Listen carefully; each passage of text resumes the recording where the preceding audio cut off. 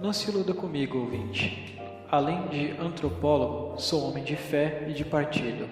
Faço política e faço ciência movido por razões éticas e por um fundo patriotismo. Não procure aqui análises isentas. Este é um podcast que quer ser participante, que aspira a influir sobre as pessoas, que aspira a ajudar o Brasil a encontrar-se a si mesmo. O que é decolonialismo? Decolonialidade ou decolonialismo é um termo usado principalmente por um movimento latino-americano emergente que se concentra em desvendar a produção de conhecimento de uma episteme principalmente eurocêntrica. Os povos latino-americanos possuíam uma ampla civilização, com cidades e sistemas sociais, com estudos em astrologia, medicina e outras ciências.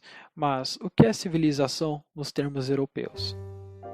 O colonialismo se mantém vivo em textos didáticos, nos critérios para o bom trabalho acadêmico, na cultura, no sentido comum, na autoimagem dos povos, nas aspirações dos sujeitos e em muitos outros aspectos de nossa experiência moderna.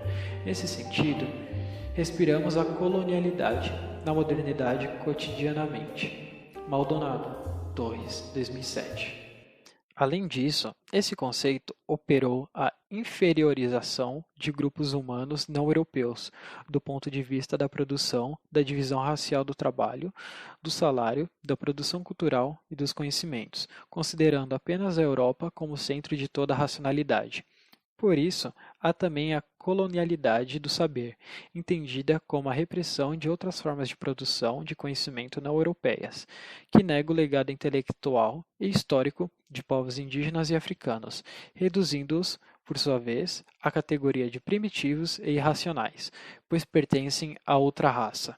Contestando as concepções de que diversos povos não ocidentais seriam não modernos, atrasados e não civilizados, o movimento decolonialismo aborda uma visão de expansão do universalismo, onde não apenas o humano clássico europeu seria o correto. Procura impor uma reforma das ciências humanas através da inclusão na área científica das falas, saberes e práticas de sujeitos até hoje silenciados, quer por falar espanhol ou português, quechua, guarani ou iorubá, quer por terem como referências nomes ainda desconhecidos de boa parte dos cientistas. Descolonializar-se cumpre papel fundamental do ponto de vista epistemológico e político, dando de volta uma identidade a aqueles que foram colonizados. Alguns artistas buscam, dentro do movimento decolonialismo, mostrar aos povos uma outra visão que não seja europeia, a tradicional. O brasileiro Darcy Ribeiro foi um grande escritor, antropólogo e estudioso sobre o tema. Escreveu o livro O Povo Brasileiro. O povo brasileiro demorou 30 anos para ficar pronto, pois complexo era seu objetivo, explicar o nosso povo de hoje a partir da nossa experiência histórica. Até então, todas as tentativas disso eram marcadas por visões eurocêntricas, por isso mesmo se afastando muito da nossa realidade concreta. O que define um povo não é a demarcação territorial, mas sim um conjunto de características que faz dele um grupo identitário, diferenciando-o de outros grupos. As três matrizes étnicas, que seriam as formadoras de identidade do povo brasileiro, são o colonizador branco, no caso dos portugueses, os índios e os negros africanos. Darcy usa a expressão Nova Roma para classificar o que seria o Brasil nesse processo de formação do povo brasileiro, através da desconstrução dessas três matrizes. Foi com a miscigenação que nasceu o povo brasileiro, e Darcy defende isso, pois é a nossa característica cultural e étnica. É exemplar a forma como o autor traz uma exposição incomum, mas extremamente necessária, da exploração e do etnocídio a que foram submetidos indígenas, negros, seringueiros e tanto outros grupos que formaram nosso povo. Da mesma forma, Darcy busca valorizar toda essa história de luta e sofrimento pela qual passou o Brasil. É, certamente, um livro com o qual todos os brasileiros conseguem se identificar, se verem inseridos na história do país e, acima de tudo, usarem o conhecimento transmitido por Darcy como instrumento de melhoria social.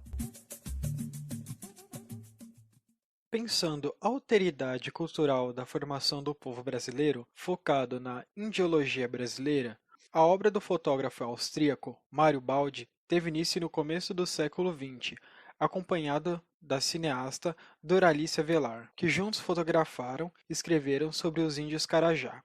O livro de Baldi chama-se O Wani Wani Conta Sua História. Baldi produz uma trajetória que parte do índio como objeto da observação, passa pelo indígena personagem de narrativas e chega no índio narrador. Escritores cultos tematizaram a questão indígena, falando pelo índio ou tentando fazê-lo falar, mas sempre através do filtro de um ponto de vista, embora diversificado, de branco e letrado. Por isso, a principal inovação do livro de Mário Baldi é que ele é narrado por um índio, um narrador ficcional, mas significativo do ponto de vista cultural e antropológico.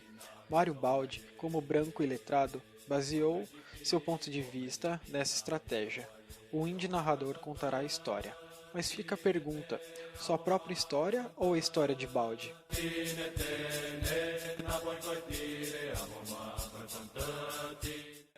O pequeno índio narrador chama-se Toilá, mas teve seu nome modificado para Wani Wani pelo homem branco. Assim, o narrador começa a contar como e onde vivem os índios de sua aldeia, e deixa a história do Tori, que significa branco na linguagem Carajá, para mais tarde. O narrador narrado domina o tempo da narrativa e escolhe o que contar e quando cantar, sem deixar de explicar o que, por seu julgamento, o branco não entende. A intenção de Baldi é produzir no leitor um sentimento de amizade e compreensão para com os índios, e o vocabulário Carajá é largamente utilizado nessa tentativa de aproximação. O fotógrafo segura a câmera à altura da barriga, para que as fotografias se pareçam com o olhar de uma criança, reproduzindo a visão que o pequeno índio tinha de seu mundo, permitindo assim que olhemos através da visão de um insider. A partir dos anos 1930, com a reorientação social e cultural promovida pelo Estado Novo, a miscigenação racial passa a ser considerada componente da identidade brasileira, muito em função da obra de Gilberto Freire, Casagrande e Senzala. O novo projeto de Brasil deveria investir nos contatos culturais e não na incompatibilidade racial. Como lidar com o inevitável choque de um Brasil urbano que almejava avançar sobre um Brasil incógnito? O cruzamento das raças poderia resolver a questão. Tendo em base esse ponto de vista, o fotógrafo aproveitou as imagens de Doralice para construir essa ideia. Ele colocou a companheira de viagem como um símbolo da brasilidade. À primeira vista, pode-se considerar que isso confere superioridade à civilização do branco no discurso visual do fotógrafo. Porém, Doralice Avelar é, em si mesma, produto genuíno do Brasil, uma vez que é filha de pai escandinavo e mãe índia brasileira. A variação baldiana do mito do cruzamento das raças faz com que o Brasil, simbolizado pela fotógrafa meio europeia e meio índia, vá em busca de si mesmo, reconheça sua origem primitiva, sua origem indígena. Nas imagens do livro, é possível identificar o branco e o índio, cada um ao seu modo, ensinando algo ao outro. Aquilo que antes era estranho passa a ser o ponto de contato entre as culturas, as ferramentas do branco e do índio representando a alteridade cultural. Concluímos então que a escolha de Mário Baldi do índio como narrador de sua própria história, por mais peculiar que possa ter sido, não significa uma abordagem pura e objetiva sobre a questão indígena do Brasil, pois o autor não conseguiu resolver o problema do choque entre as culturas, afinal, o próprio narrador é um índio fictício.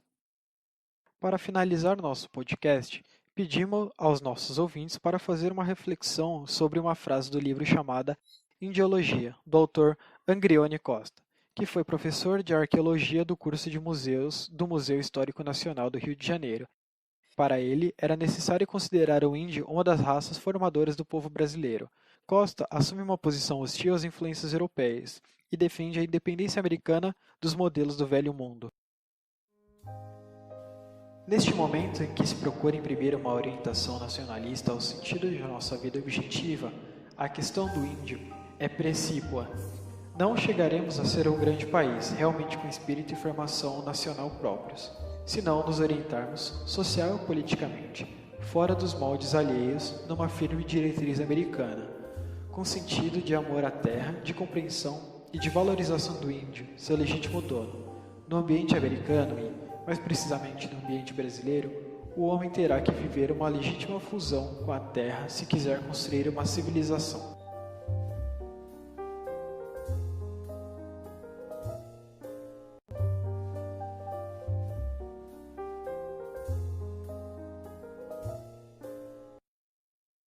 Nosso podcast teve como base o artigo Indiologia Brasileira, Literatura, Fotografia e Alteridade Cultural, na obra do austríaco Mauro Baldi, escrito por Marcos de Brum Lopes.